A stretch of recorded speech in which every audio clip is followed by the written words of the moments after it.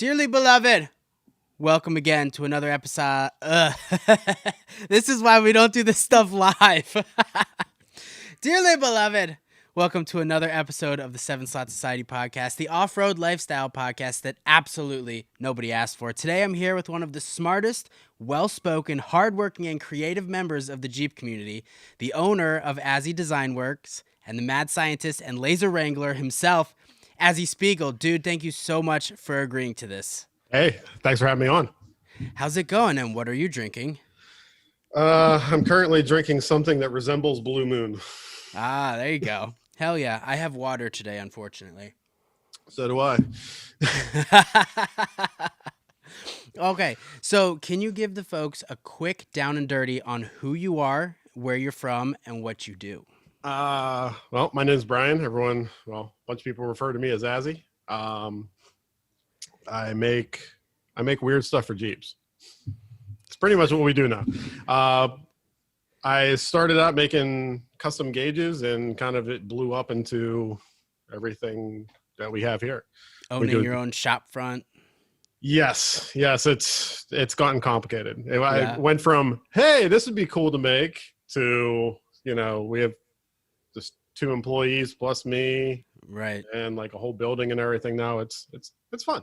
Hell yeah. We'll get into that, but for a little background, you and I have known each other for quite some time. Do you remember when we first met?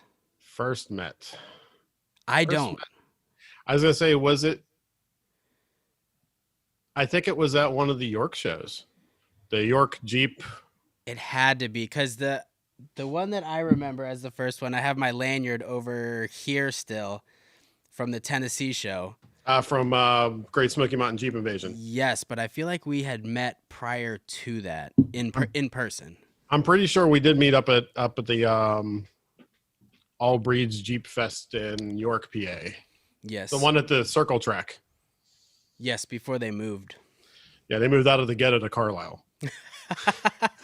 It's the weirdest experience. It really was. We were staying at a hotel, and driving back in, it took us a different way than the day before, and it was like 7 a.m., and I was like, where the actual fuck are we right now? I felt I was in like downtown DC by the train station or something. But worse? Not quite, but very, very close. Okay, so before we get into the weeds a little bit, how did you get into off-road as a hobby, not off-road as a business? Well, we started off, we had an XJ. My wife had an XJ that we picked up because her exploder fell apart. Exploded? Slowly, entropy. Right. And bought that, and then I got rear-ended in her Jeep, got totally smashed by a drunk driver, and so I picked up as a lot of people do, a $400 XJ. Hell yeah. And like, wow, I got all this insurance money, I'm gonna start doing stuff to this, and it's kind of went from there. Like, I always did like outdoor stuff. I hunting, paintball, quads, motorcycles, that kind of thing, so it wasn't too much different. Just didn't know I don't want to say cult. It's not a cult. It's not a cult. Getting into all that, wasn't expecting all of it, but it's been awesome. I love it. Yeah, absolutely. Did you have any, so not specifically Jeeps, but did you have any off-road vehicles prior to this, or was the XJ the first kind of 4-wheel drive? First 4-wheel drive, yeah. I've had dual sport bikes and stuff like that for a while. Okay. And the mountain bikes don't count because tell me a little bit about the dual sports. I've seen you post pictures, but I really don't know shit about them. So I got into like a subset of motorcycles they call adventure riding, ADV stuff, and mostly it's a bunch of guys with really expensive like BMWs and everything that hang out at Starbucks and talk about the couple rides they went on that year. It's just like the Jeep meetups. Oh, okay. Just with 2 less wheels? Just with 2 less wheels, yeah. But it's actually fun. Most of the off-roading I've done that way, I've gone down south because there's fire roads and state forests that you can hit and you can bomb through, because they're set up, you can do 60 mile an hour down through the woods, and gravel. Nice. And that's That's near and dear to my heart. I've currently got a BMW 1100 GS, and I used to have a really sweet setup. I didn't do the setup, but I actually bought it that way. It was bought, not built. Mm-hmm. I had a 650 V-Strom in '08, and that was just fun. Especially it had like we had graphics on it from a I can't remember the name of the stupid airplane. It just makes things blow up and it goes brap all the time. Oh, the Warthog, the A10. Yes, it had A10 graphics on the side of it. I loved it. Hell yeah. Fuck yeah. So how long have you been into that for? Oh, well before my daughter was born. I've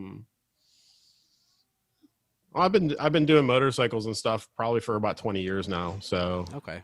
Yeah, not all of it's been off road, but I've always built bikes. So, right. Four wheels is a little bit easier because you don't have to worry about balancing anything. Right. So you're saying about building bikes. How is it the community in building bikes versus building Jeeps? It's pretty similar. You got a lot of older guys that are more into the Asian stuff, which is a little bit different than the car scene, because the car scene, the older guys are more into, the big three. Right. But you get a lot of support. There's all kinds of groups. You got your Suzuki groups, you got your Yamaha groups, your Harley groups. They all kind of, and everyone, even though they're a little bit more brand specific, it's oh, you're on a bike, so that's cool. You get to some of the hardcore guys that are like, oh, you're not on a Harley, I'm not talking to you, but right. But it's an awesome community. Yeah, exactly. So there's a lot of similarities between the two. Yeah. Okay, so let's jump into a little bit of the business stuff, since that's like your main shtick right now. So, main shtick, that's how you feed your family. It's a little bit. It's how important. It's all I do all day long. Exactly. Okay, so I know that I don't know the whole story, so this is gonna be a little bit for me, a little bit for the podcast, but I know that you were doing other things prior to this. Can you give us a little background on maybe the 5-10 years of what you were doing prior to Azzys Design Works? So prior to starting Azzys Design Works, I was a draftsman by trade. I did graphic design as well, but it was a lot of I did interior existing condition documentation. Whoa, you're gonna have to use less words to explain that to me. I worked for a company right out of college where we scanned buildings with a laser and then redrew them in 3D. Oh, okay.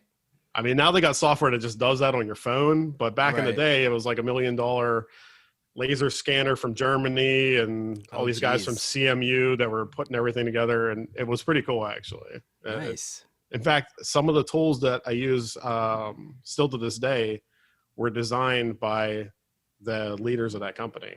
Oh, wow. Nice. Yeah, so like some of the Autodesk Fusion 360 stuff that we use here was actually pioneered by Paul and Eric, I believe, over at QuantaPoint. Long time ago. Is that kind of similar to what I use for work? It's called a Matterport. It sits on a tripod and spins around. It's what does the 3D tours for real estate listings. Okay. Yes, now they do it with photographs, but before it was capturing a data cloud. And you got an image out of the data cloud just because it was, it was picking out points for the laser. Basically, it just said, okay, it took this long for the laser to get back to here. And we take all those scans, put them all together. We did cool stuff. We did, I was in New York right after 9/11, working on the mayor's new office. We did 2 tombs in the Valley of the Kings in Egypt. Okay. Like NV 17 and 15, if I remember correctly. Wow. Yeah, really cool. And that was awesome because we actually got to see inside of like a portion of a room with the laser. The first time anyone's seen it in 3,000 years. That's fucking insane, dude. Yeah, that was awesome. And we did stuff with the Learning Channel with that. After I left there, I got into the signage business. So if you've been to a VA hospital, in fact, I did all the signage for, I think, your old work at the USDA building. Oh, really? Yes. So I did all the evacuation mapping for that one. I personally went, surveyed it, drew them, installed them, everything. Wow, that's crazy. You've been all over. Yes. Yeah, we did a Jeez. lot of that. And that was the thing that kind of got me into this is whenever I got that Jeep, Hmm. my first Jeep, it was a white 96 Cherokee Classic. What year was this? When did I get it? Yeah, what year did you pick that one up?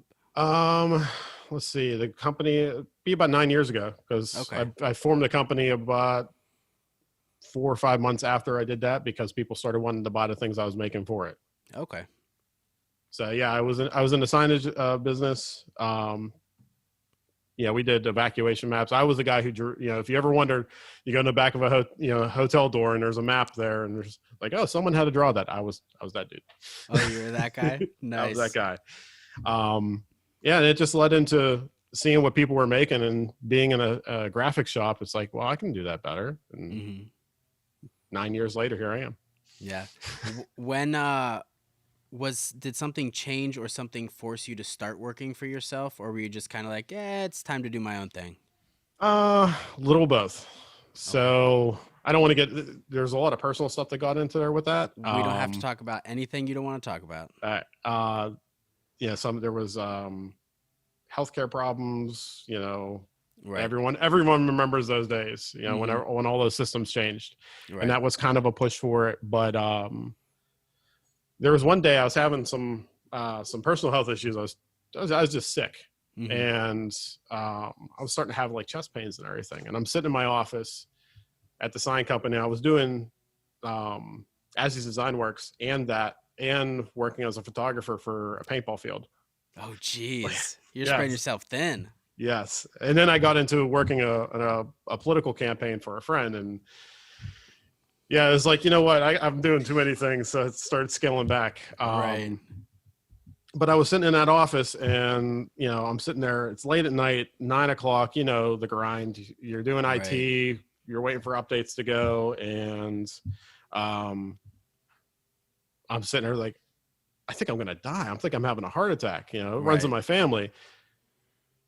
I'm gonna die in this office. I'm gonna die in a cubicle, and that's gonna be the last of me. And I can't Right. live with myself doing that.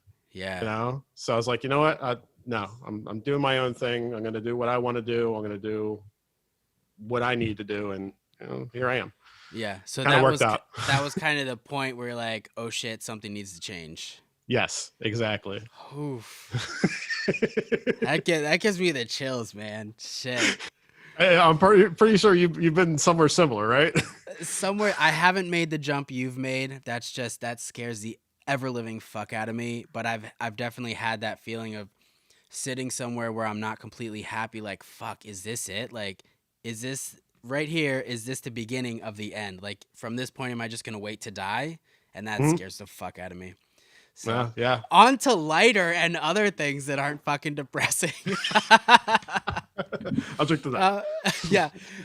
What's been the largest hurdle so far in starting your own business? If you can pick one, I know you and I have talked a little bit over the years, and there's been some hardships, but can you pick one? It's the business stuff. It's the paperwork.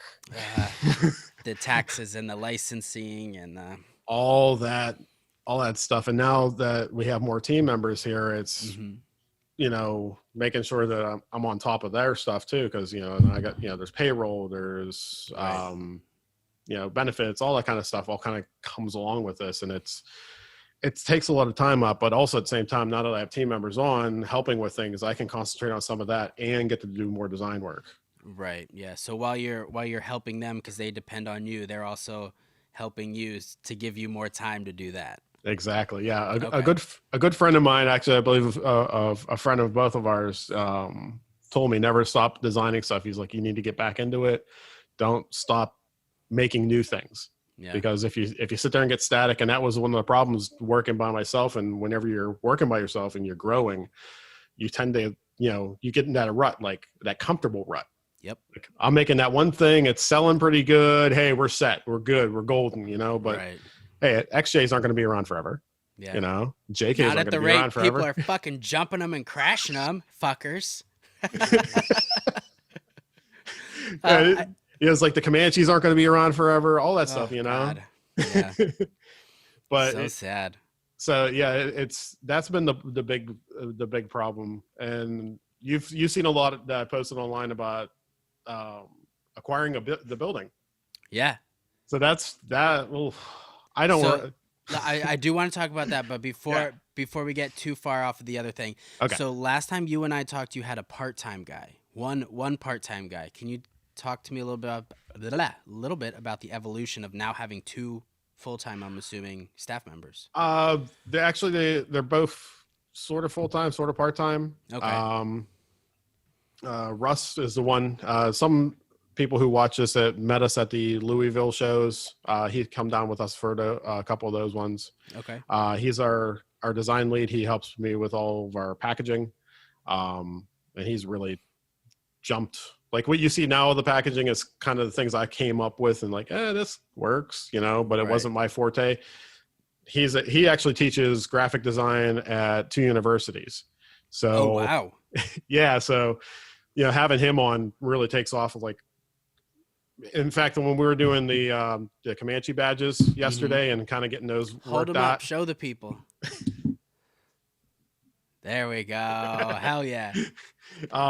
Available on the website. Link in the show notes. Cool. Thanks, man. When we were doing those yesterday, he was working with another friend of ours that came in to help out with some photography stuff that we were having problems with. And they were working on that. We're updating the website and being able to, bounce ideas off back and forth right there in real time. Right. Instead of this, before, a lot of people don't know, I worked at, Azzys Design Works for the first 7 years, was out of my house. Yes. Home businesses, baby. Hell yeah, man. But it got to the point where it took over almost half my house. Right. So the whole bottom floor of my house was Azzys Design Works. In fact, there's still a chunk of it that, I still have a ton of crap up there. Right. But you have big machines too. Like your machines are 6 feet by 4 feet, or they're huge lasers. Yes. Our one laser is about 6 foot by 5 foot by 5 foot tall, I think. Yeah. Giant cube of stuff. Yeah.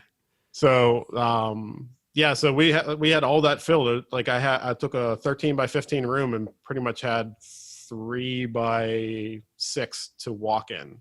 Right. So you can't really have employees in. I was like, all right, if we can get like an intern in here to just do, hey, assemble these linkages. Say I got 500 of these. Can you put these together? Right.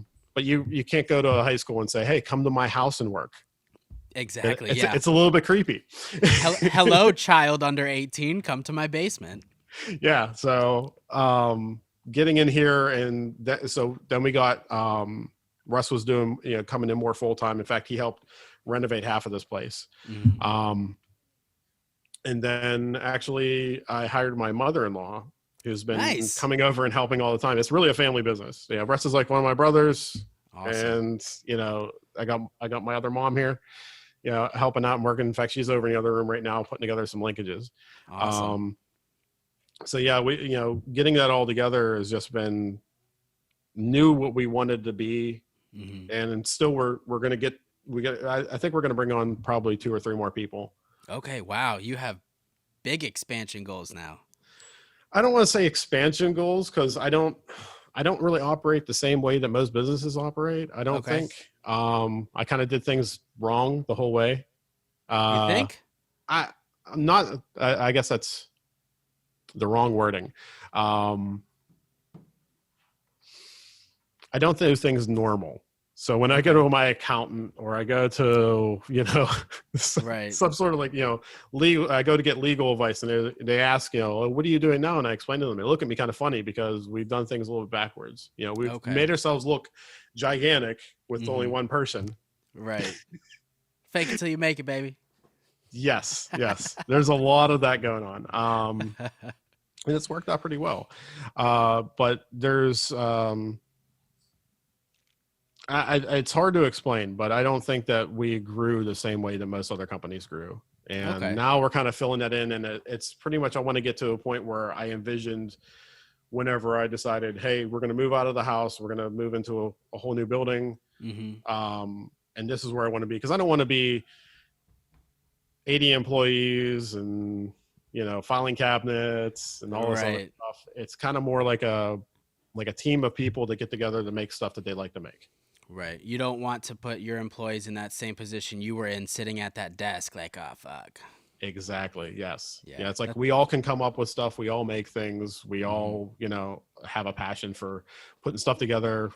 Most of us are card people. Like even the friends that still come in that hopefully will have working here eventually. Right. But like everyone's got like some sort of passion that contributes to all this. Right. And, Yeah. and we touch on all that. A collaborative team. Yes. Yeah. I like that. So, speaking of the business growth, has there ever been a time where you're sitting in your office late at night? You're a night owl, right? Yes. You're very, very night owl. It's between 2 and 4 a.m. on like a Tuesday, and you're just sitting at your desk and you're like, fuck, what did I get myself into? Last night. Oh, no shit. That's awesome. Last night, I'm sitting there like, was this a mistake doing all this? Yeah. Because this is getting complicated. Was that specifically related to the move? Let's talk a little bit about the move. So you were in the house. Mm-hmm. A building came available in your Finleyville, Pennsylvania. Yes. Is that right? Yes. So a shop became available on your guys' main street, and you're like, fuck it, let's try it. Yeah, pretty much was it. I was actively looking, mainly I was like, oh, let's buy a garage and put it next to the house, or let's buy some land behind the house and build a barn back there, which in hindsight probably been a little bit easier. But there was always a consideration that like we need a place with a garage, because a lot of the stuff I designed, in fact, if you look at our old installation videos, they're in my driveway. Yeah. It's like in my driveway, all kinds of cars going by, me yelling over the wind, that kind of stuff. So like, yeah, we were, looking for a new place. This came up as actually a group of 3 buildings when we first looked at it and got them to kind of, split it up. Okay. And once they split it up, it was just a lot of problems with the banks, but we got through all that. But yeah, this building became available. There's a couple other buildings that became available. Oops. And let's see what the price is and let's give it a try. And, can I finance it? And that's one of the biggest problems that I found in being in business. When you're a new company and you try to get help with banks. I just tell you to fuck off. Pretty much. Yeah. Yeah. I guess there's just too much risk, even whenever you can show, because classically with this business, the profits go right back into it. It's build it. So, hey, we made this t-shirt. Cool. And we sold a bunch of them. All right. Now, instead of having that printed somewhere, let's buy a t-shirt machine, and that's always what we've done. And I used to work out of a place called Tech Shop. Are you familiar with those? No. They folded about 2-3 years ago now. There's still a few around. They got purchased by like local maker groups, but they were a maker space that you could go and rent. You would have a membership like you have at a gym. Okay. And they would have a machine shop. The one in Pittsburgh actually had a water jet that you could rent time on. Oh, wow. Yeah, that walk-in powder coating oven. I mean, there was a lot of stuff there. And that was just for like small businesses to be able to have access to stuff they couldn't afford themselves. That was a lot of it. And it was like a kind of a get people together as a collaborative environment. Okay. Because you'd be in the machine shop working on a mill and someone would be over on one of the CNC machines and, they're doing something, have a little bit of trouble, and you sit there and brainstorm and come up with stuff. And oh, nice. And a lot of businesses got their start out of those. I've seen 3D printer companies that came up out of the print or out of the tech shops. Right. I know a guy who sold woodworking equipment that he built in the wood shop down there, like these curing ovens. Okay. Wow. For making like custom tables and stuff like that. We saw a lot of that come through tech shop. And once we were able to get in there, it's like, all right, now I can make this stuff, but it sucks driving 45 minutes across Pittsburgh to get to it. Right. So now I'm going to start picking it up myself, save all those profits and buy my own laser. We started out with a tiny little laser and just kept moving up. Right. Awesome. So how many lasers do you have right now? Actually, we're back down to just the big one. Okay. We're thinking about buying another one. We used to do every year we did a we called it the Jeep Miss fundraiser, Yep. where we would make these little Jeep theme wooden ornaments that are engraved and cut out. Yeah. And I stopped doing them because I honestly didn't have time. I couldn't keep up with it all. Right. Back then it was a lot of just, it was chasing work. Mm-hmm. It's like, hey, it's holiday season. So we had an Etsy store that was underneath, it was underneath Azzys Design Works as well, back in the day. And we would engrave, like, in fact, have one still here. We did like things like this. Oh, nice. Oh, that's cool, dude. Is that leather? Yeah, that's leather with that's actually the schematic for a Bantam BRC Jeep, the first design of the Jeep. So you can laser on like anything. Within reason, yeah. That's crazy, dude. In fact, when once we kind of get into the groove of getting some of our stuff together here, we're going to start putting up YouTube videos showing how to operate the machinery. Because I know we got a lot of stuff. Like I just did a video demonstrating how to bend plastics on the laser. What? Yes. So you can actually, it's not my idea. I saw a video from a gentleman's thesis, his doctorate thesis, where they did advanced manufacturing using lasers and using some higher end equipment than we have here, but figured out how they did it and kind of emulate a little bit. And you can actually take and use gravity and use the laser to unfocus and bend things just like you would on like an acrylic bender. What? Dude, you have to check out the video. That's breaking I hope my it's brain. interesting. It's interesting just listening to you talk. Oh, we bend plastic with a laser. Excuse me, what? Yeah, you're gonna have to send me all those links and I'll put them in the show notes because I know there's got to be at least a couple other people that want to see that. Okay, yeah, I'll send you the links a little bit later. But yeah, it's so we're hoping to do a lot more of that because we have we got the CNC laser, we have the large flatbed printer, we have a small CNC router that we're going to be using for our vacuum forming machine. We're probably going to be picking up another laser, which is kind of going back to you're asking about how many lasers we had. One that's a scanning laser. So it works like a supermarket checkout where it has like a mirror that goes back and forth and quickly engrave stuff. Like it can't cut anything, but you can engrave something super fast. Oh, okay. Like so you see those videos like, oh yeah, we used to do those. Yeah. On our big laser, but like on that smaller one, that would take 30 seconds. Whereas on our normal laser we have now that has to move this giant head back and forth to do engraving, that would take like 5 minutes. Okay.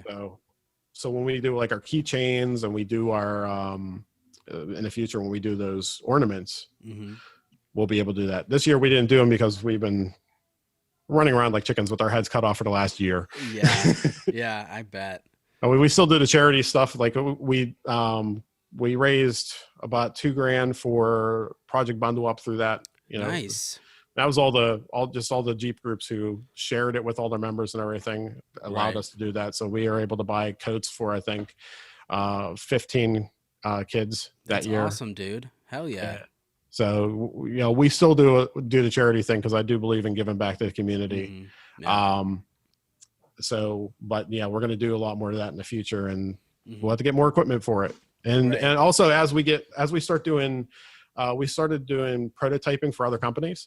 Okay, nice. So other companies are coming to us and saying, hey, we saw what you did with, say like these things. Right. Can you make this for this car? Right. Sure. And then we figure out how it's made, the materials it's made of, the pricing for them, packaging, instructions. We're doing like the whole kit and caboodle. Oh, wow. And then in a couple cases, actually making them for them and shipping them out, and then they sell them, first off, which that's a great thing. Anytime you're making stuff to sell, whenever you can have someone else do it. Exactly. Yeah, exactly. But as we get more requests like that, we, all right, we have to buy a mill for that. Okay, let's go buy one. If it's in the budget and we can justify it, cool. Let's get the equipment, do it, and as long as we have those projects, we'll keep it around. And that also lets us, hey, while we have this, let's do this stupid thing on it. Yeah. Whoa, I just shook everything. Exercising that creative brain you have. So, speaking about products, what Hmm. was the first product you ever started selling like a lot of? A lot of. Well, the first product was the older XJ gauge kits. Okay. So we would do an insert that would slide Mm-hmm. behind the needles and go into the screw. They would hold in with screws. And before that, I only saw stickers and I only saw Mm-hmm. paper ones. Um, so we made a little bit higher end, like a Mylar Right. plastic, sign stuff. Right. What took you down that path? Like, what were you doing? We were like, fuck, I really want to replace this gauge cluster. It was at 96 XJ. I was putting it together. I finally got it moving under its own power. Mm-hmm. That's an interesting story in and of itself. I have a habit of buying Jeeps with, like, oh, that should be an easy fix. And here it's never the thing that anyone thinks of. It's always Of something course. dumb and stupid and cheap that would have fixed it for the original owner, and I got it for steal because of it. Right. Well, that one wasn't really a steal because it was mostly rotted away when we got it. 260,000 miles on it when I bought that thing Oh, in Pennsylvania. in Pennsylvania. Yeah, Ouch. and it came with a spare transmission in the back, so you can tell how great that was. Jesus. But I'm working on it, and I remember being a kid going into like AutoZone with my dad or Mhm. Advance or whatever, and seeing. You would see all the accessories for the racers, Right. All the you chrome know, stuff. all the chrome stuff, the pedal covers. And I Yep. do remember seeing those electroluminescent Indiglo gauge Mhm. sets and thinking, oh, these are awesome, So when I Yeah. started looking for them when I had a vehicle that I was customizing, Mhm. I looked at my options and I'm like, these suck. Yeah. And so I did ones that I liked and posted them up on Jeep Forum. Mhm. And people said, oh, dude, those are awesome. Can I buy a set off of you? And here we are. Damn. That's pretty much what it was. It was just we sold a bunch of those, and Mhm. I kept buying machines to cut them out and make newer ones. I was Right. running time off of my old boss's printers to make them. Mhm. Yeah. And that's what we made a lot of. And then eventually started doing like the linkages, and Mhm. like those are still our largest seller, I think. Yeah, that was what I wanted to talk about next. But right back to the gauges real quick. Yeah. When did you start doing custom, or not, I shouldn't say custom ones, varying designs? Pretty much from the beginning, because people Okay. are like, "Oh, I like that, but can you swap out the blue for green, or Okay. can you put this logo on it? Can you Mhm. do that thing?" And sure, yeah, I'm doing them one at a time, so it's not a big deal. Right. At that Um, time, you weren't running batches of them. no, we weren't like, "Hey, let's make 100 of these things." It was Right. just one off, literally cutting them out by hand. Me and my wife on a Mhm. drafting table with like a little protractor cutter. So like every single one of those old gauges from like the first 2 years, I Right. hand cut every single one of those. That's insane. Did you keep one? Do you have it like tucked away Yes. somewhere? In There you fact, go. when we were moving all the stuff, I found our first JK set that was not made in the same process. Uh-huh. I've always had our first linkage because I like to do photos of that because I hand cut that thing, and Yeah. everything, it looks horrible. It's covered in like thick rust because Pennsylvania. Right. It's just in the air. But it still works. Right. Yeah, I made this thing 7-8 years ago, and the stupid thing still works. I mean, and we still make a ton of them, so it's kind of cool to have up on there. I always try to keep one of all the old stuff. In fact, I have these badges. This is the first thing that Russ and I worked on here at the new shop that became a product. So Yeah. like, all right, the first one goes up on the shelf there, and eventually I'll put it somewhere. Right. Have like a little display case. I have a little bin that has at least one of every decal I've ever made, or ones that are worth a fuck. All your Yes. gauges are in there. I have a stack like this. Nice.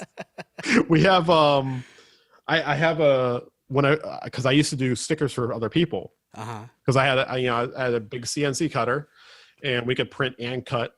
So like I'd go and I used to do anime conventions. Mm-hmm. So before I got into the Jeep world, I was running an anime convention here in Pittsburgh with the help of a lot of friends. Right. And we would make, like, I would do the stickers for them. I'd do the stickers for, like, different artists that were selling them in their booths. Mm-hmm. So pretty much like someone like yourself who would say, hey, I need 500 of this thing made. Can you do it? And Right. we would do that. So I have a box that used to hold all, like, as like one of those filing cabinet boxes. I have one of those covered with all the stickers that I made back then. That's awesome. So yeah, I've tried to hold on to a lot of that stuff too, because it's fun, Yeah. Yeah. And plus, I get to look back on my old designs, like, what the hell was I thinking? Exactly. Yeah. So, to the other products. So you said the gauges aren't your best-selling product, but they're the first things that you made. Yes, that was the first thing we made. It's kind of still my, like, it's a great creative output because we can, or outlet, because we can do whatever we want with them, really. Right. But yeah, the linkages are probably our biggest seller, because that's, one is there for people to buy and look at and like, and Right. the linkages is fixing people's Jeeps, That Z linkage or Y or whatever they call it, trash. Yes. Trash. Your product is a prime example of finding a problem in the market and inventing a solution.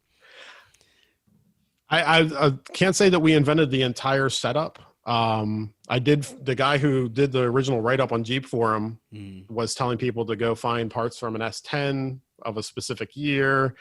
And I was like, hey, I like this. Would it be okay if I made some and just had them, plasma cut up or whatever?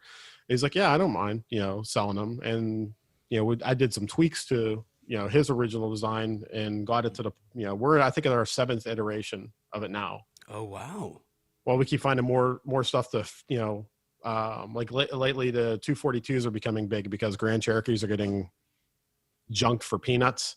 Right. So people go to the junkyard and like, oh, I can get a 242 out of there and put it in my XJ, and then I'll have 2 kinds of 4-wheel drive. Right.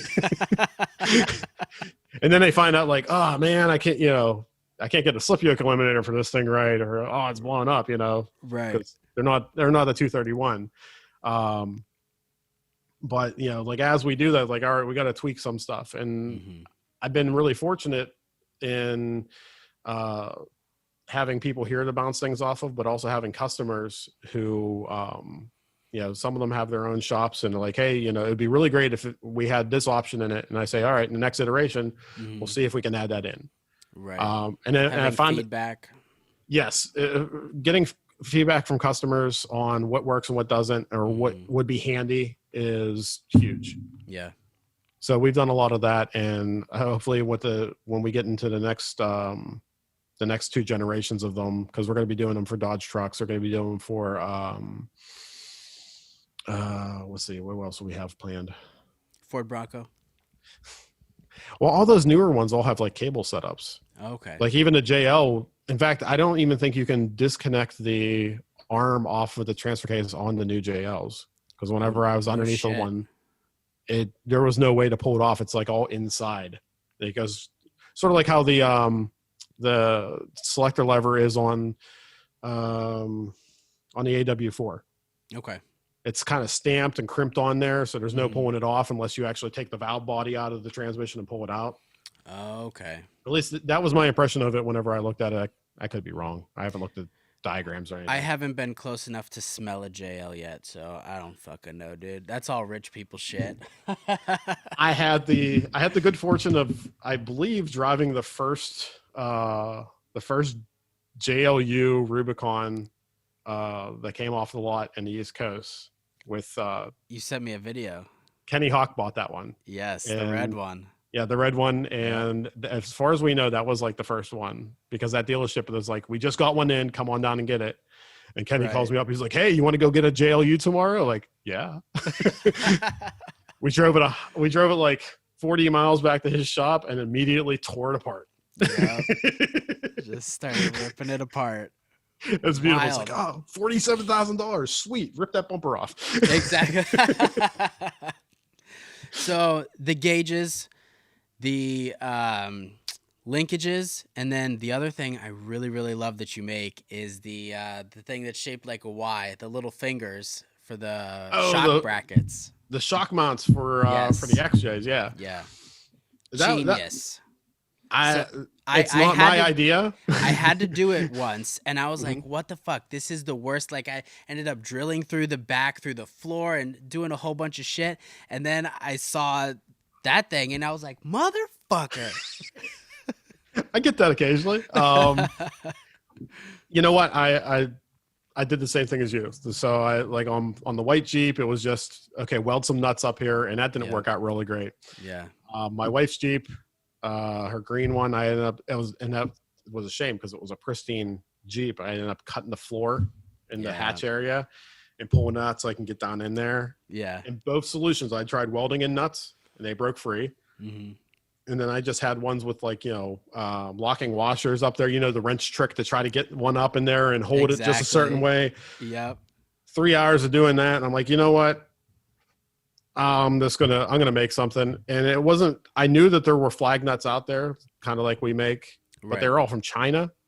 And I saw the reviews are like, oh, it's not too bad if you cut this nut off and re-weld it on. I'm like, what kind of janky stuff is that? It's No. a terrible product. Oh, it does come from a rough country. So, but it is like, there's that's like really the big thing is making stuff here. Yep. Yeah. For me, like all of our stuff, our materials are American, where we can find them. Some things just aren't made here, Yeah. which is nice because actually after all the stuff that's happened in the last year, I mean, Hmm. 2020 has been kind of crappy, but there's also a lot of stuff popping up all over the world, Hmm. moving out of China. Okay. So you're seeing stuff come out of China, and I mean, I got some Chinese tools. I mean, we all have Chinese stuff all around, but Right. not everything is the greatest quality. Hmm. And honestly, if I'm buying something, if I'm going to spend a couple more dollars on it, I don't mind doing it so the guy down the street has a job and can feed his family. Exactly. Yeah. That's the biggest thing for me. So making sure that we still keep people here. So like whenever we get anything printed that we don't do here, we make sure it's a local place. Hmm. Yeah, our steel for our linkages is United States made steel. Okay. The same thing with we actually have the threaded rods custom rolled for us. No one else makes those out there. Oh shit. So we have them made at a place in California and Mhm. specify that they get American stainless for us to make them out of. Right. It costs a little bit more, but you know what? That guy and his 7 crew, that's another job that's keeping the lights on for them, Exactly. especially Yeah. now. Hmm. So yeah, that whenever we made those shock mop brackets, that was the biggest thing. It was like, I'm not buying another Chinese thing that's going to fall apart and I'm going to have to Hmm. reinstall it in a month. Exactly. Yeah. Defeats the whole purpose. Yeah. Yeah. So Um, have you had any slowdown? What's been since March? Have you guys had any slowdown? I personally haven't. I haven't missed one day of work. I haven't not gone to work because of what's been going mhm. on. What about you guys? So we bought this building, Mm-hmm. and then 2 weeks later, the governor shut everything down in Pennsylvania and told us we weren't allowed to come in. And since part of our funding is actually it's tied to the state, Mm-hmm. so it's like a state, make jobs in Pennsylvania program. Okay. Um, and all it does is just keep our interest rate a little bit lower than what PNC Bank and everything is, Right. which I guess doesn't really matter at the moment because interest rates are pretty low. Yeah. um, uh, One of the specific things in that shutdown order was if you have state funding, we can revoke your funding. If they find out you're doing stuff on the low. Yeah. So you couldn't So even like go in the building. You couldn't be there, period. technically, no. I mean, I could myself, but I couldn't have anyone else in, Okay. by the letter of law. That we actually had state troopers going from business to business down here in Finleyville, telling people that you couldn't be open. Fortunately, at that time, I I was have still so in my. many thoughts and feelings about this that I'm I not going know. to say. Yeah, that's a whole different kind of podcast. But yeah, we had that going on. We had I mean, you experienced everything that happened around March, but fortunately, we had everything still up at my house. Hmm. So I still had all the equipment up there, all the tooling. It just was hard to get materials. Okay. So not everything that we make is made in house. So like some of our stuff, we have laser cut in our shop because I don't have a $1 million laser to cut steel. Right. So we farm that out. Hmm. get, a lot of those places were shut down too. Yeah. Our supplier over in California, they were shut down, even though the guy, it's like 4 guys that live on the same farm together and it's a family. Right. They shut them down, it's like, okay, so now they're sitting in their garage like, what do I do? Yeah. So that was really the challenging part. Once that all came back in, we were still taking back orders, and because everyone knew, well, this is kind of like the way things are going at the moment. Right. And I got to say, like, our customers were understanding of the supply issues that we had. And I got to thank all of them, because I see the posts from people when other companies are late to ship things. Oh yeah. Savage. Yeah. I don't like to be there. I don't want to be that guy. Right. So yeah, when all those came back in, that was 3 days of hell of getting everything assembled and shipped. No Me and my sleep. wife, 18 hours straight through. And even after that, we had so much, I think it was after the stimulus checks hit. People were at home, they're looking at the Jeep in their garage and they're like, hey, I got to fix this, or hey, I want to do this. And it kept us up. It kept us going with stuff. And, I can't say that it hurt us, other than put our plans back probably about 6-7 months. Yeah. With in regard to getting into the building. And I mean, we completely gutted this place and rebuilt it pretty much. This building was like the 1930s. It was Finleyville Auto Parts at one point. Yeah. This was a gun store. Do you have a photo of like the old building that you can frame and put in your building? I'm looking for it. The historical records of the town have to have something. I looked, but they don't have like one shot of this place. Oh. But there's another historical society a little bit further down the road, and they're hard to get a hold of, but I heard that they do have like records from back then. And okay, that would be so cool. Fortunately, the lady who owned this 2 owners ago, she's still alive in Illinois, I think. Okay. And one of the other owners that his mother lives down the street, which has been kind of handy for finding out history. Right. She said that she's going to get that lady's contact info, and we'll see if there is anything. And yeah, I love the historical stuff. Yeah, like that would be so cool. Like this place, there was a red radio flyer wagon that was left down there with all these old 60s toys. There's like a bat cycle, and there's like a old Tonka trucks and everything. And the building next door used to be a Plymouth dealership back in the day. So it was the Dodge Plymouth dealership for Finleyville. Yeah.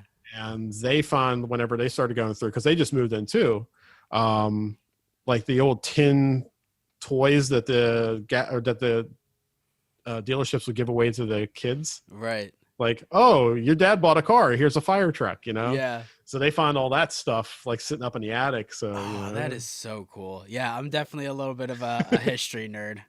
Whenever you stop up, I'll show you some of the stuff around. It's pretty neat. That's on the list, stuff. By the way, folks that are listening to this podcast. Azzy and I were talking, and we're gonna go up and do a shop tour of this new place and kind of get a feel of, because I feel like I know what you do, but I don't know how you do what you do, and I'm interested in seeing that. So I would love to make a video about that. The secret sauce. Yeah, not even like the secret shit. Like when you say, "Oh, we're printing and cutting gauges," I'm like, I don't know how you do that.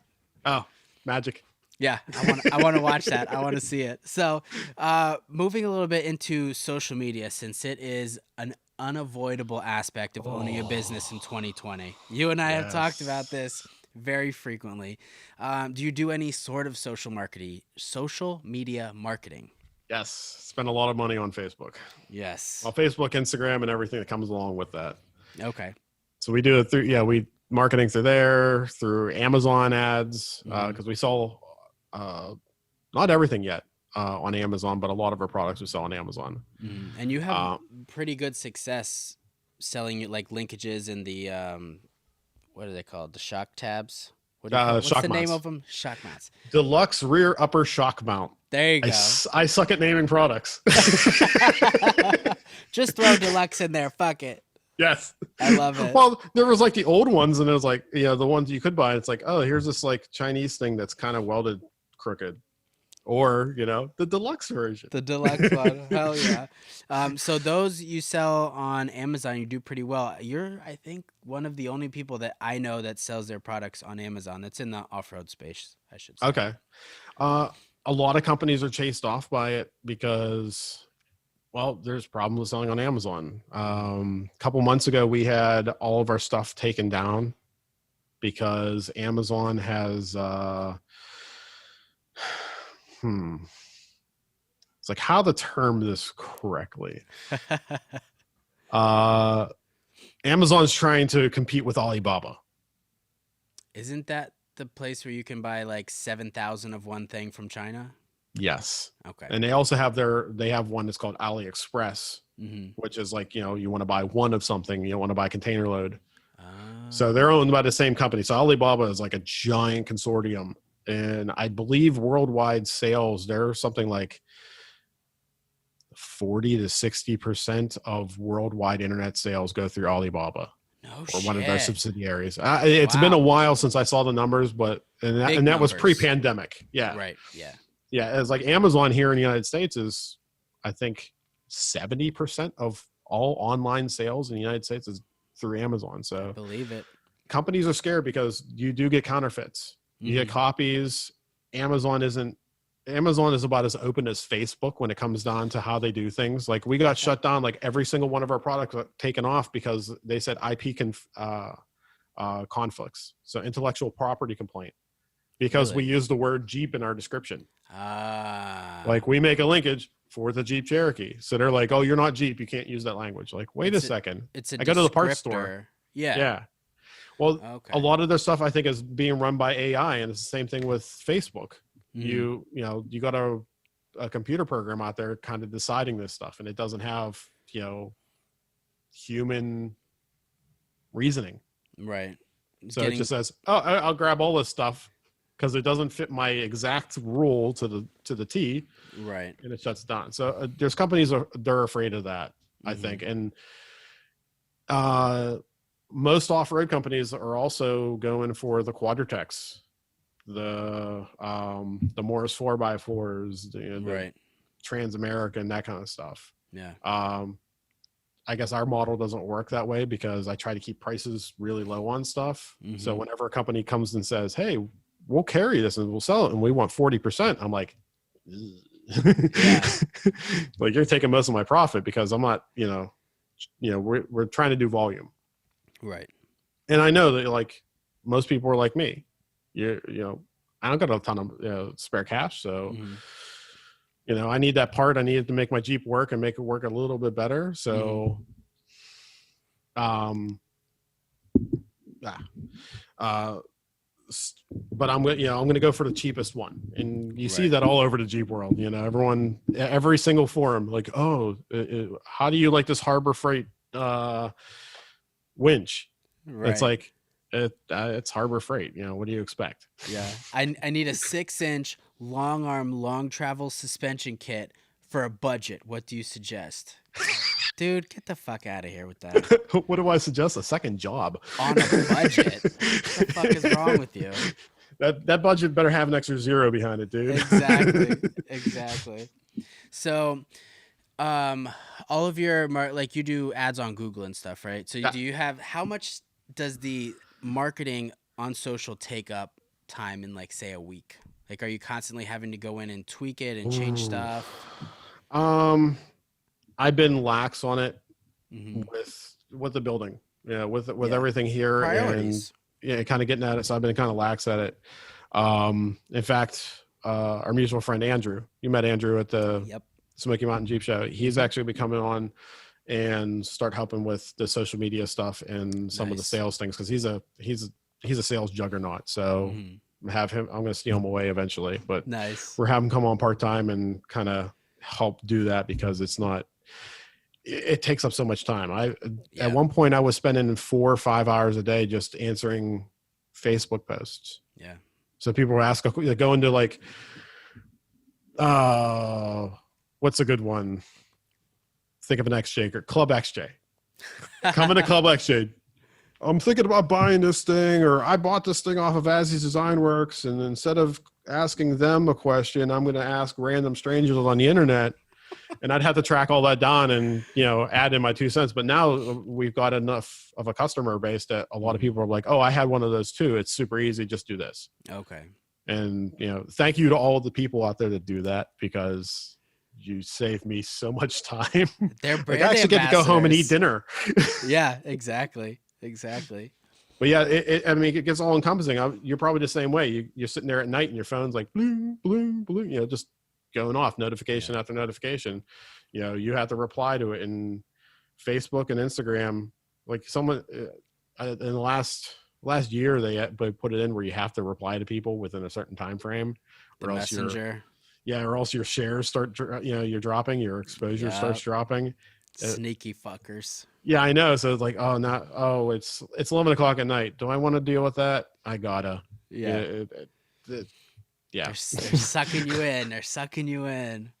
Yeah. It happens. I feel like although it sucks, it's just part of doing business in 2020 at this point. Things change and you got to adapt and roll with it. But in the day and age of do it for the gram and just send it, what do you hate most about Instagram specifically? Hey, if you send me that thing, I'll show it to all my followers and you'll get tons of purchases. There we go. There it is. The sponsorship requests. Yep, the sponsorship requests. And that you're doing very good at this. That actually parlays into the next question. Do you think that social media should play as large of a role as it does in specifically sponsorships? Does that make sense? Yes and no. We've done sponsorships before. I more like working with other companies because I feel that like they're coming at you from the same perspective. Right. Like we're both trying to achieve the same thing. So, we trade parts, we trade services. That's easy to work with. Trying to see if I send something out to someone, does it get the return on the investment of sending it out? And it's hard to do that with influencers because really, I can go to my metrics. Someone will be like, hey, I got 500,000 Instagram followers. And I can look at my metrics and say, well, whenever we tried that with someone who had that many followers, we got 3 sales.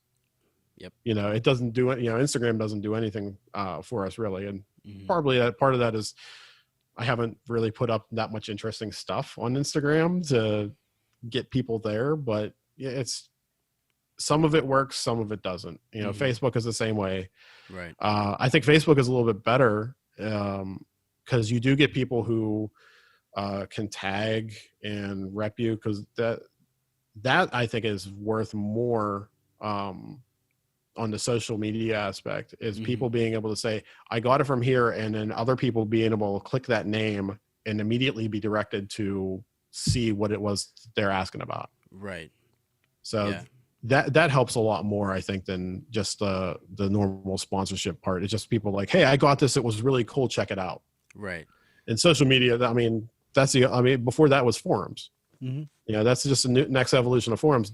The problem is no one searches on social media to find an answer or to anything. I like these Comanche badges. I posted them up the other day. Oh, are you going to be selling those?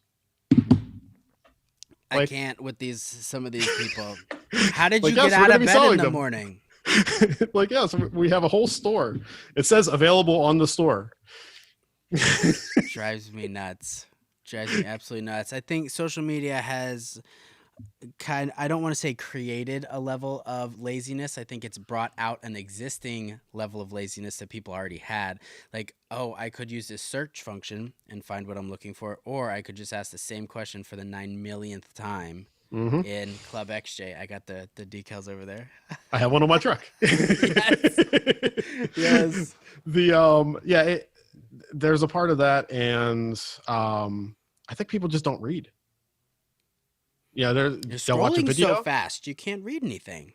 You know what? The biggest thing that changed how we did things here was whenever we started getting videos up explaining how to do stuff. So videos explaining how to set the needles on the gauges. Our friend Rafi did a video installing one of the linkages. And in fact, we use that same video now as there's a QR code on the face of it. Mm-hmm. Once we started doing that, the questions stopped because there was a video. Right. If there's a video, people will do it. And I've tried to explain that to a couple other friends in the industry. They're like, oh, we're spending all this time. Like, dude, you got to get videos up. Well, it's not that complicated. I know it's not that complicated, but you don't got to think about you. You're not the one doing it. People are that stupid. You got to think about everyone's level of competency. And I don't want to say people are always that stupid. Like electrical work. Mm-hmm. I understand the fundamentals, but I'm not great at it. Right. So yes, I will call someone and ask a really dumb question, probably, just to make sure I'm not going to blow myself up. And a lot of people are doing that. That makes sense. So people buy a brand new part and they understand the basics of mechanicking, if you will, but they don't want to potentially fuck up a part that they just purchased. That makes sense. They don't want to screw it up. They don't want to blow up their Jeep. Yeah. Because that's worse than like, hey, I just got this new, this new wheel bearing and it blew up my axle, or this new locker and I just shredded my axle shafts because I put it in wrong. Right. And that's a lot of it. And I think videos, the ability to get to them, I don't know, you're probably a little bit younger than I am, because I'm still not sure how old you are. I am 31. Oh boy, you're a lot younger than me. I turned 31 this year, like back in September. He's a little baby. Little baby boy. Okay, that puts things a little. So when I was, so that's why you're so fucking stupid. You're young. Stupid millennials. It all makes sense now. Like I've had an email address since 1996, that kind of thing. Oh, I gotcha. So whenever I was starting out designing things and doing all this, even whenever I started this business, getting videos onto the internet wasn't easy. Right. So that stuff wasn't there. You didn't consider it. So you have a lot of people out there who still aren't doing that. They expect like, oh, here's 14 pages of a bad photocopy. You should be able to do it from there. And that just leads to problems. So, but the social media aspect, and you have enough people who, hey, I did this. This was awesome. And I recorded it so you can all see it. Mm-hmm. And they're not asking like, hey, I'm not asking for freebies. I'm not asking for anything. Right. They just did it because they're trying to show off their skills. They want to show off their Jeep. Mm-hmm. So it helps us in the end because they're adding another level. In fact, one of our installation videos for our gauges was actually from a user. He did a better job than I did. Jeez. So I just started linking to his channel because, hey, he does a nicer one than I did. And, then we had Matt from Bleepin' Jeep did one. Mm-hmm. And that was, okay, yours is even better than his. Cool. We'll just link to that, because right. It's the quality. So, that's I think where the social media is going to help all the industries out more. Yeah. But I think we're going to see a kind of a punch back if we do get out of the current mess. Right. That's trying not to say the demonetizing words. If we get out you're in luck because nobody pays for this podcast. Get on those subscriptions, people. No, like as we get out of this, I think people are going to get like pushback against virtual things and online anything because they've been doing it every day, so they're like craving getting the hell outside. Right. Some face to face. Yeah, look how many different off-road events have been canceled, like the show portion, but there's still a ton of wheeling events that are happening because people are off. Yeah. They're getting outside. I think there's actually more people wheeling now than there was last year. Yeah, I believe it. But I think that it's going to be an interesting next 2 years, I believe. I agree. I'm eager. I'm also a little bit hesitant. I don't know. I'm just trying to feel it out because, I don't know. I think everybody had big plans for 2020. 2020 was going to be the year. I was kind of riding the high after I got back from Hammers and, I'm going to do this. I'm going to do that. I'm going to do this. And then it all started going downhill very quickly. I feel for you, man. Cause I know like how much, that's core. Like your photography is awesome. The videos and Thanks, everything man. is so much fun to watch. And it's like, oh shit, what's he going to be doing now? Because Yeah, those things aren't happening. exactly. But luckily, I still got to do hammers and sand hollow in 2020, so I'm not gonna complain. It could have been much worse. But I have taken up your time for quite a long Oh, time on this very busy Saturday. Was there anything else that you wanted to cover that we haven't covered? Ooh, real quick. ooh, What are your new products that you have out right now? new Shout those out. products. Oh yes, we got these. I don't know what I suck at naming things, as we said before. Deluxe They're just badges. deluxe badges. So they're a recreation, Mm-hmm. but not a total 100% recreation because they're different materials. They look a little bit Right. different. Mm-hmm. I think they're kind of like a retro mod, so they look like the older ones, but they're modern materials and a modern process. I So we agree. have these Comanche badges, which I don't know if those are backwards. They look Uh, backwards to me. they're not. No, I'm not seeing it Okay. backwards. Dude. I love them so much. It's just so I have a Comanche done in storage, and as soon as we finish the garage that's below me, it's going to move into here, and we'll put the engine back in it, or some engine in it, Yeah. and customize it. And I just keep looking at parts like, I know I'm going to need this. Mm-hmm. And one of my friends, Cody, who's he's the Jeep Comanche Preservation Society, gave me some Okay. original badges, and he's like, oh, here, because he's got piles of these things. Yeah. But they're all beat the hell in back. And he's like, oh, if you can make these look any better. And I was like, yeah, I could probably paint them or figure out a process, or we can just remake them. And Right. here we are. So yeah, we're selling them by the pairs. They're available on teamadw.com right now. And they're not like punch in or anything. They're just adhesive. Clean it up, stick it on. Yep. There's a 3M adhesive on the back. It's the same material we use for our other badge products. Mm-hmm. So we have our custom badges. Get one off the shelf here. What do we got? Oh, there we go. Yeah, the Pennsylvania roads. I love that. Yeah, I have all mine sitting in my bins over there. Nice. Yeah, it's the same material we made our badges out of, and like, hey, this will work for this, and it'll look pretty cool. And Right. we're going to be doing some other color combos and whatnot. But yeah, that's it. Just there needs to be one out there, and we're going to be doing one for the Cherokees as well. Because we posted these up, and everyone's like, well, what about the Cherokee? That's the first comments I saw. What about the XJs? Hey, I still have one. Yeah. It may not run, but I have one. Exactly. It's still sitting there. So yeah, we'll definitely be doing more XJ stuff. So, and we're going to get into the molded gauges. So everything that Fiat Chrysler did after, I think it's like 2014 or so, everything has those dished gauges. Right. So the new JLs, the new Cherokees, even the 2012 Dart, I have a cluster over here for one of those. Okay.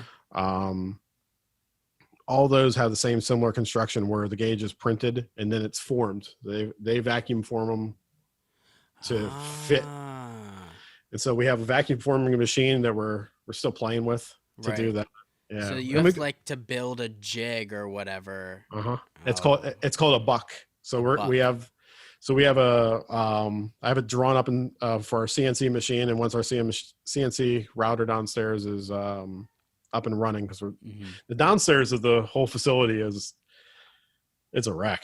It's like piles of sawdust, and everything that we're building up here and finishing up here happens downstairs. So it's a constant juggle. But once we have that all set up, then we can start cutting those, and we can get that process done, because Russ has a technical knowledge on a lot of the graphic stuff, being the educator.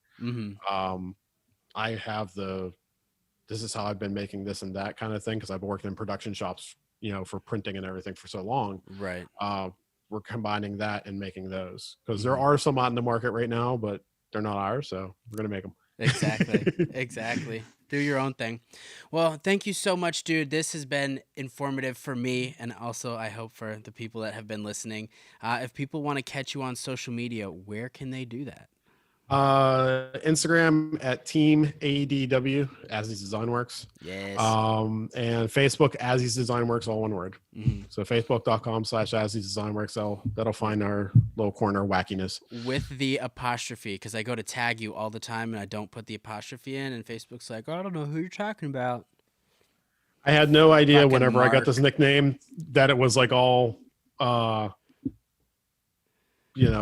it's some nickname for Middle Eastern guys or something. Is There's it so many really? Azzies things. Yes. Oh, that's hilarious. I didn't know that. I get so there's a YouTube celebrity, I guess. I don't know. Like she's in a music video and all this other stuff.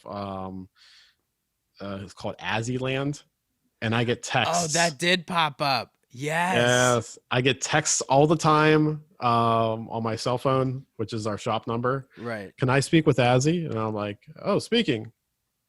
And the one I did, we actually had this happen about a month ago. A young lady, because it's mostly young girls, because they're following. She does like fashion videos and everything. So they text us, and I'm usually like, hey, this is Azzys Design Works. We make Jeep parts. Thanks for contacting us, but you got the wrong person. Have a great night. The one girl invited us to her birthday party. Oh, wow. She sent an invitation with the address and everything, and her mom's cell phone number to RSVP. Oh my God. I'm like, I asked my wife, like, hey, do you think that this mom would be freaked out if I text her out of nowhere and say, your daughter sent her address at your 12-year-old, right, random stranger on the internet? Yeah. And I did. Jesus. And the lady was like, oh, thank you for letting me know. Like, I had no idea. And she's like, what do you guys do? And I'm like, yeah, we make stuff for Jeep. She's like, oh, I've got a Jeep. Oh, damn. So, Miss, if you're listening out there, check your mail on your daughter's birthday. That is terrific. That's like the best case scenario right there. Yeah, so we get that, but I've gotten people draw pictures and send them in because they go to Google and they just type in Azzy address and they get Google Maps for the shop. Oh, people send like hand drawings to the shop for this like celebrity. This is me and this is a picture of me and you. Can we do a video together? Oh my God, you need to start sending stuff back. That is hilarious. The thing that it bothers me with it is that most of them are young girls, like 7 to 12, that kind of range. And I got the one picture from a girl. This is me. Sorry about my nose. I hope to get it changed someday. Oh Jesus, that makes me sad. That hit me because I have a daughter, right? And I'm like, what the hell is this thing? Like this lady is getting fans and at the same time making her fans feel bad about themselves because they're not her, right? You know, so like I don't get like mean or even like witty with replying to these girls because there's some self-esteem that's like fragile on the other end that, right, hey, you sound really awesome and thank you very much for the picture, but you've got the wrong people. Have a great day, and that kind of thing. It's right. Try to keep it wholesome, Yeah. I'll keep the debauchery for the 7 slot group. Exactly. Yeah. When you come over here, you come on my podcast, you do whatever the fuck you want. Yes. All right, man. Well, thank you so much. Cheers, virtual cheers, even though I have stupid water today. I cannot wait to come to the new shop. We're gonna do a video. We're gonna do shenanigans. It's gonna be absolutely terrific. Hopefully, I'll have my 6x6 put together by then. Your what? Like the vehicle? Yeah, it's like, well, I got a one of those amphibious ones. What? Like the little 2-seater ones from the 70s. All the shenanigans, dude. Yeah, all of them. Yeah, so once I have that together, you definitely have to come up and we'll do dumb things in that. Oh shit! Fuck yes, I am so excited. All right, dude. Thank you so much, and that will conclude this podcast. All right, thanks, Angel.